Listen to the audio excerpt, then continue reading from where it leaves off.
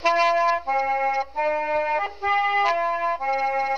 hope you enjoy seeing all the things I brought home, and if you do, remember to click the bell and subscribe. Hello and welcome to Trundlebed Tales. Today we're going to be looking at all the stuff that I got when I was on my Burr Oak, Pepin Spring Valley trip this year. And so it's a little bit more of an unbagging than an unboxing, but I hope you enjoy it. Now first up is Burr Oak, because I stopped there on my way north, and see what I got. First of all, I got another pin. This pin is a tack back, and it is a picture of the Masters Hotel, and it says Masters Hotel, Burr Oak, Iowa. I didn't have one of this style for them yet, so I'm glad to see they added it. And then my second thing here, the keychain is actually Iowa State bird is the goldfinch, and I have a soft spot for goldfinches, always have. So when I saw they had this, I had to get one. I also got a number of postcards. Now, I haven't gone back to double check, but I hadn't gotten to their gift shop for, I didn't get there last year, I'm not sure about the year before, so I don't think I have this current postcard, but I got it either way. Then they also have a shot of the old picture of what they found that the Masters Hotel looked like pretty close to the time when Laura and her family lived there. This is the only photograph from that time period they've found so far. And frankly, if there was more, they probably would have shown up by now. This is the Nellie Owens family, and I think I picked one of these up the last time I was in Walnut Grove, but when it comes to postcards, I tend to get more than I need, because then I can always send them to somebody if I already have them. And also, Nellie gets a standalone card. I have a gingerbread recipe, just because someone I know loves when I get gingerbread recipes. This is the overall shot of the town with numbered things showing, let's see, this has got the Kimball Grocery, the hotel with the addition built after the Ingalls family left, and the post office. So this is the hotel with the addition that you see in some of the 1960s photographs before they got it pulled off.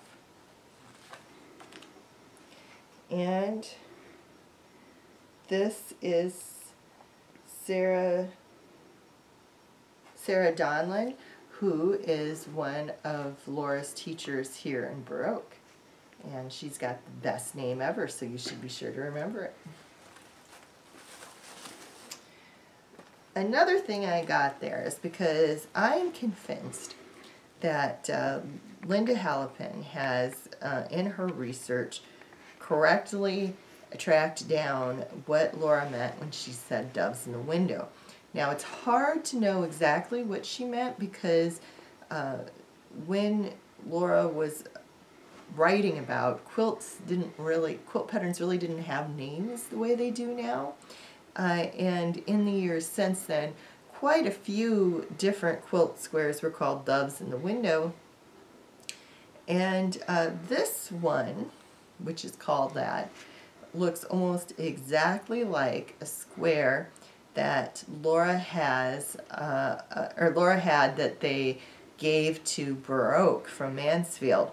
And it was called Doves in the Window, and it's Linda's theory, and you can listen to my podcast interview with her on this, but it's her theory that Laura made that as she was trying kind of to remember how she made it when she was writing the books. That may or may not be true, but we know a pattern extremely close to this one was one Laura was working on, and that it was called Doves in the Window. So I am willing to, I think there's a pretty high probability that this is it, and you can get the pattern now. 2 more postcards in the bottom there, And I got the Burr Oak School and William Reed, which I'm very sure I have a copy of this one already, but I like William Reed, so I got another one. He's the teacher that taught Laura her elocution. So the last thing that I got in Burr Oak, and I actually got one of these in Burr Oak and one in Pepin because I'm going to keep one nice and use one to write in, but the 2020 calendar is now out. I told you when I got the 2019 so late that the 2021 would be out in a couple weeks, and it is. Now again, this is the calendar put together by the 5 site groups, that the 5 Laura home sites that work together. And actually, I think maybe they got pictures from the other ones too this year, which is nice. But anyway, it'll take you through, and you have a picture of a Laura site somewhere each month. And some are new pictures, and some are old pictures. But they are all fun to look at. So I'm glad they're continuing to do these, and I hope there's one coming for 2021.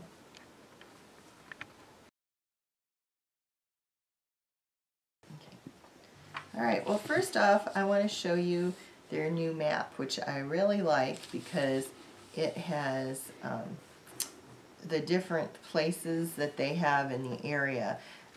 You have both the museum and then the cemetery, the wayside cabin, and the little plum school, which is being restored and is open for tours. So it's kind of nice to have how things really connect out there. I do have to say that there really is no good way to get from north to south and not hit one of these 2 feeder roads. And that is unfortunate when the town is closed down. But anyway, this is how the different places relate to each other. Then I got this, and I haven't listened to it yet, but there is a memory project put together by the Pepin Public Library, which is a great library. If you are in Pepin when it's open, I highly recommend you stop by.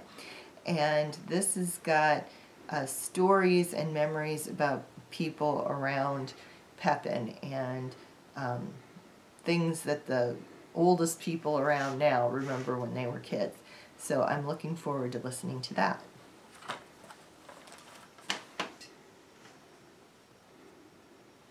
I have a cabin form enamel tack pen.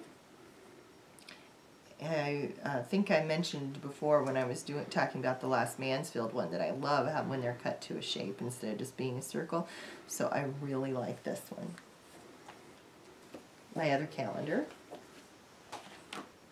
A second museum in the town of Pepin is at the Pepin Depot. Now originally it was right along the railroad tracks, but they ended up, when they saved it back in the 70s, moving it to the top of the hill. And it's gone through several versions since then, but now it's under the same auspices as the Laura Ingalls Wilder Museum, and it is open during the Laura days and also some other times during the summer. Be sure to get be sure to take your penny press materials, pennies and quarters, because they have 4 different designs that you can get at the penny press there in the depot. And so they have there a really nice collection of postcards there that are unusual and pretty cheap. But this is the depot in use along the rail line, and it looks like they think it's around 1911. They also have a little house in the snow, which I think is great because, you know, most Laura fans aren't there in the winter.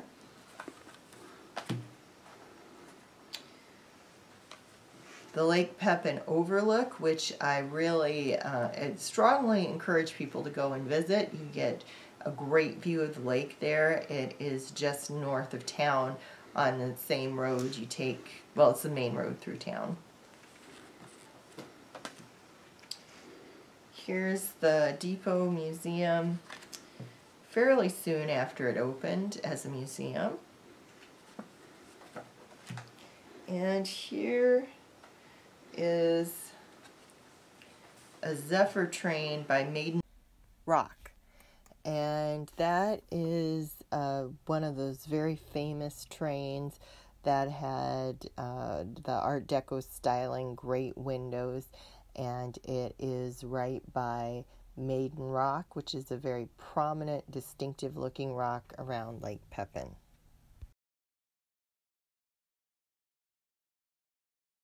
And one more thing from the depot, and that is, oh, and I should say, they have, just when I was there, they were bringing out all sorts of new stuff. So their gift shop is expanding. And this is one of the things they hadn't had before. It's a wood shot glass, and it says, let off a little steam.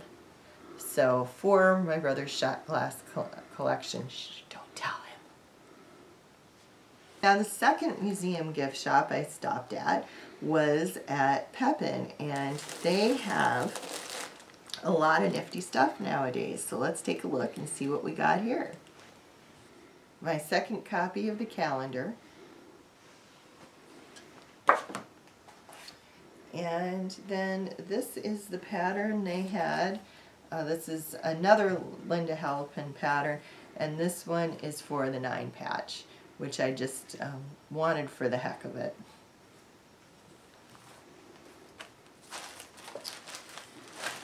Now, a lot of the stuff that I got in Pepin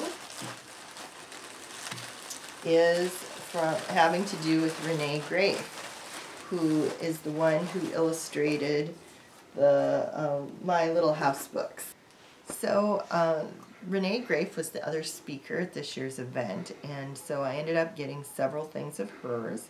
And this one are figures for a diorama. And I also have the cabin.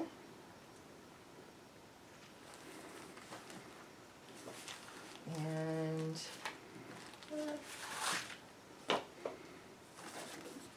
this is the town in Pepin.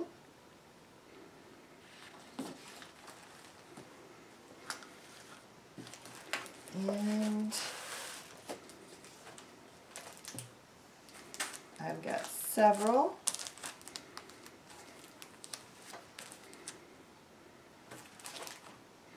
Of Renee's prints. Oops. Of Renee's prints.